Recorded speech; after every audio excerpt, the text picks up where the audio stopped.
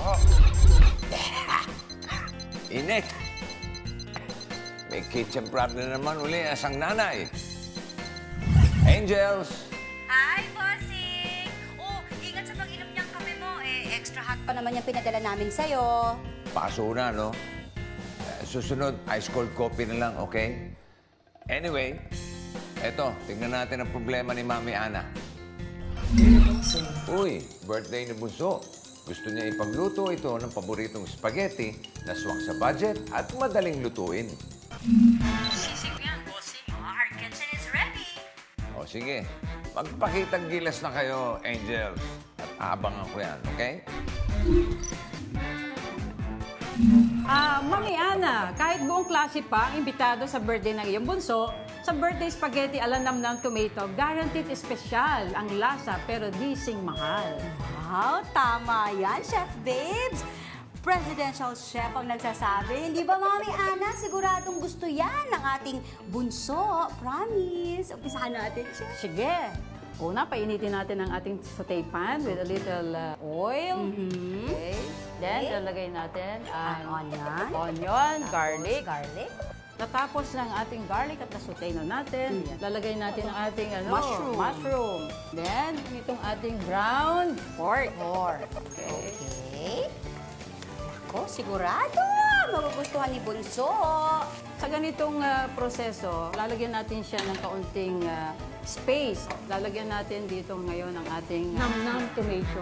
Hindi mo na kailangan pang gumamit ng maraming tomato sauce at ang kalahati nito ay matitipid mo sa spaghetti na lulutuin mo. Ibigay po yan ng lasang kamatis sa ating spaghetti. Siyempre, yung ating Lucky Me Nam Nam Tomato na may tatlong linamnam ng meat, bones, and spices with taste of real tomatoes. Kaya kuha ang amoy, kulay, at lasa ng kamatis.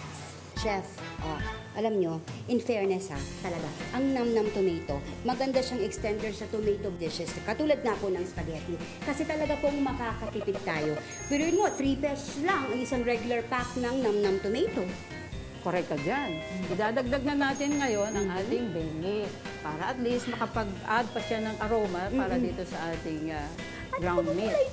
Then, siyempre, paborito ng mga bata ito, the hotdog. Okay. O, ito na. Idadagdag natin ang ating tomato sauce, pero hindi katulad ng kasing dami na dati natin ginagamit dahil meron na tayong Lucky Me Nam Nam Tomato. Wow! So, tipid talaga. Opo. Di ba, pag nagluto ka ng pasta, siyempre sa tubig, no? So ito, instead of water, ito ang gagamitin mo. Pinaglagaan ng pasta para hindi ka na gagamit ng thickening agent flour or cornstarch. Ito na po. Ito na yan. Okay. So dadagdag tayo ng kaunti. Siyempre, ang mga bata gusto nila is matamis-tamis, di ba? Yes, opo. So ito na ang ipasok natin, ano? Chef, brown sugar ba yan? Oo. Ititikan lang natin siya, di ba? Tapos, ilalagay natin ang pasta. And that's it? That's it. Kaplato na natin siya. Oh, wow. Ito na, Ana, espesyal na pa-birthday mo sa bunso mo. Birthday spaghetti ala Nam Nam Tomato. For complete recipe, go to www.gmanetwork.com/dearbossing. Di lang swak sa budget, swak din sa panlasa syempre ni Bunso at ng buong pamilya. At mas pinalimnamnam pa with Lucky Me Nam Nam Tomato. Bossing, tikman mo na. Amoy kamatis.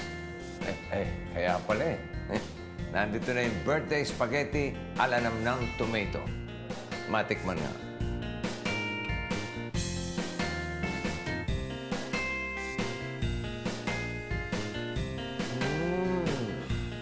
Malinamnam nga. Tama-tama lang yung tamis-asin. Nahanap ko sa spaghetti.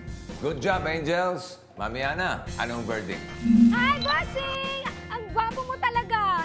Salamat sa iyo, sa mga angels mo at sa Lucky Me Nam Nam Tomato. Magiging yummy ang birthday ng aking bunso. You're welcome, Mami Ana. Always remember, sa cooking at sa life, all you need is love and nam-nam. At tandaan, dalawa na ang nam-nam, ha? Nam-nam tomato, pang tomato dishes, at nam-nam original, pang all-around seasoning. Okay? Isang sulat na naman ang aking sasagutin next time.